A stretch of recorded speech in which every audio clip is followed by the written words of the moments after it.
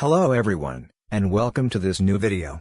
Today we are going to dive into an exciting topic, machine learning with scikit-learn, one of the most popular libraries in Python for machine learning. In this introductory video, we will show you how scikit-learn works, its main features, and how you can use it to create your first machine learning models. Welcome back!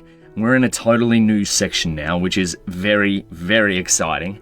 And once again, we'll start off reminding ourselves of the framework we're using for machine learning projects. We begin with problem definition, we look at what data we have, we define an evaluation metric for ourselves, we check out the features, which one should we model, we figure out what kind of machine learning model we use, and then we run some experiments on seeing if we can improve things or try something else. And once again, all of this is an iterative process.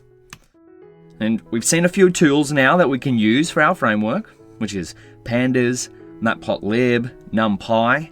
But now, I'm bursting at the seams here with excitement for this section. Why? Because we're gonna start getting into the machine learning of things, writing machine learning code. And to do so, we're going to be using scikit-learn. Now, you might have a question. What is scikit-learn?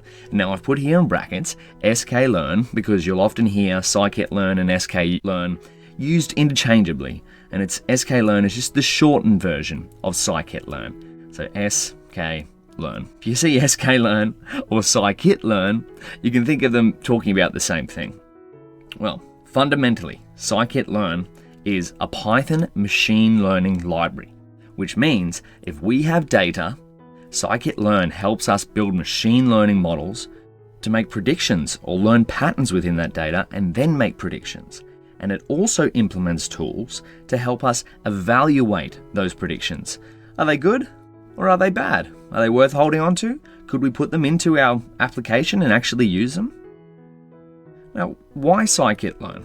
Well, it's built on NumPy and Matplotlib, a couple of tools that we've seen. Oh, and Python, of course, which is our language of choice. It has many built-in or inbuilt machine learning models. As we'll see, we'll get hands-on with a few of them. And now, this is important, right? Because a lot of the time people get confused thinking they have to learn machine learning, the math, inside and out before they can start to use machine learning models. But scikit-learn sort of abstracts away from that and lets us apply the benefits of machine learning to our problem straight away by leveraging the machine learning models it has inbuilt in the library. And it also has methods to evaluate such machine learning models. So say we build one, as we talked about before, on our data for some sort of problem that we're working on. How do we know if that model has actually learned anything? Or if we did put it into production, could we trust it in some way or another? And as a little bit of an aside, it is a very well-designed API. And API, another word for just programming library. It's scikit-learn. Once you get into it, once you get hands-on with it, there's a lot there, but you'll start to realize, oh wow, the people who have made this have put a lot of thought into it and made it beautiful. So what are we going to cover? Well, we devised a scikit-learn workflow. So what's this look like? Well, the first step is to get our data ready. Then the next is to pick a model to suit your problem. And if you're wondering what is going on here with this web of circles and blobs and different colors and different shapes, well, don't worry. We're going to see what that is. Just hold tight. I'm excited too. And then step 3 is we're going to fit the model. So once we've chosen a model using this web here, we're going to fit that to our data. And fit in scikit-learn is another word for, hey, model, find patterns within our data. And then once we've fit it, once it's found patterns within the data, we'll use that trained model, which is another word for a machine learning model who has found patterns in data, to make a prediction. Then we'll evaluate those predictions, see if they're worth holding on to or maybe not. Maybe we need to improve through experimentation.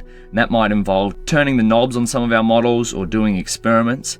And then finally, we'll see how to save and reload a trained model.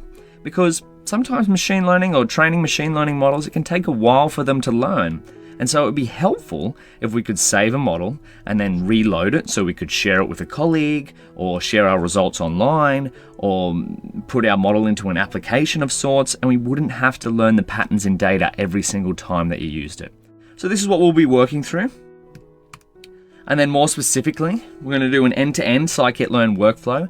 And then these steps here are really diving deeper into the steps in that workflow that we just saw. So we're going to start off with this. We're going to first and foremost just go straight through this to begin with, and then we're going to break it down. So we'll have an end-to-end scikit-learn workflow. Then we'll look at step 1, getting data ready, prepare it to be used with our machine learning models. We'll see how to choose a machine learning model for what problem we're working on. We'll learn how to fit a model to the data, aka learning patterns. We'll learn how to make predictions with a machine learning model, aka using those patterns that it's learned. And then we'll learn how to evaluate those predictions, so evaluating whether a machine learning model has learnt patterns that are worthwhile. We'll see how to improve said predictions, and then we'll finally finish up with saving and reloading models. Another important question, where can you get help? Well, as always, follow along as best you can with the code. We'll be going hands-on in a Jupyter notebook, so if you can, write the code. If in doubt, run the code. This is part of this step. Try it for yourself. Remember our motto, if in doubt, run the code. If you want to find out more about what a particular function is doing, don't forget to press Shift and Tab to read the doc string. So when you're in the middle of a function, we'll see this in play when we're going through the notebook. You can see the doc string. This will take you straight to the documentation. If you're still stuck, you can search for it. And when you do search for a scikit-learn function, such as how to evaluate a scikit-learn classification model, you'll probably come along resources such as Stack Overflow or the user guide.